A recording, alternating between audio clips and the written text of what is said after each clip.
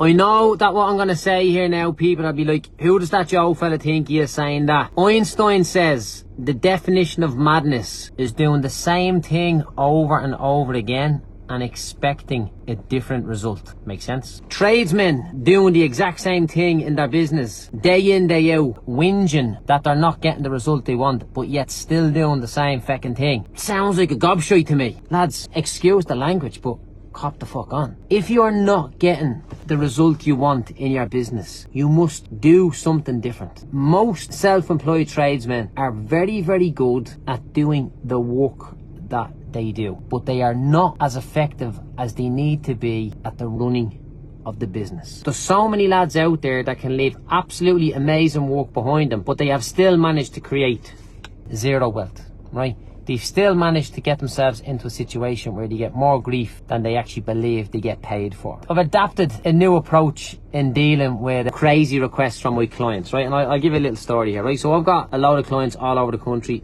I love them dearly. I respect every bit of effort they put in, and they respect the work that I do. I started kind of lying to them a little bit recently. This was just a new little approach that I took, right? There's two trains of thought. One of these trains of thought are what I would class as in line with wealth creation, and the other train of thought is something that is not in line with wealth creation. And I can't force any of my clients to do anything. I can't force them to do anything that I want them to do if they're not willing to do it, right? But I can encourage them, and I can nurture them, and I can push them forward, right? And they're coming back to me and saying, Joe, listen, I'm not going to do it, right? And the reason why they say they're not going to do it is because they believe they're too busy and whatever else. Whatever they tell me they're not going to do, this is my new approach. When somebody tells me he doesn't want to do something and I need him to do it for the good of his business, I say, okay, fair play, it's your choice. I respect that 100%. I usually do this in a voice note. And then I leave it for about 5 minutes, and then I send them another voice note. Listen, now that I've been polite to you and told you what you would expect somebody to say from a customer care point of view, I'm gonna deliver the truth to you. Cop the fuck on. Go and do what you know you need to be doing. Stop giving excuses. Stop copping out, and stop standing in your own fucking way. And stop paying me for guidance and then doing the opposite to what I fucking say. And I usually get a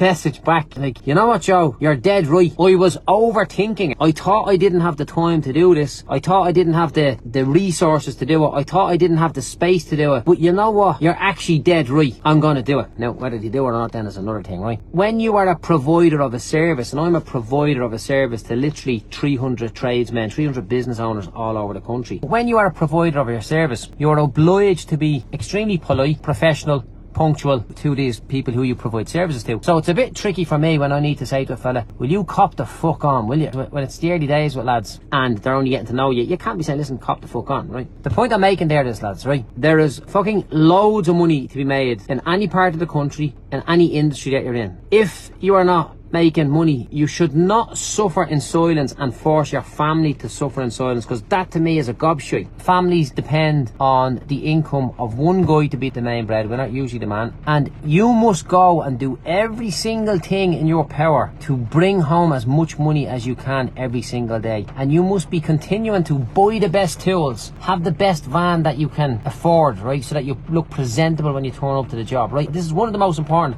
and it's the most overlooked. And you must also pay attention and avail of the best services available to help you improve how effective you are as a business owner. Find somebody who has already done what you are now trying to do, and ask them for help, and ask them for guidance, and ask them for assistance. And definitely go and hire a business mentor.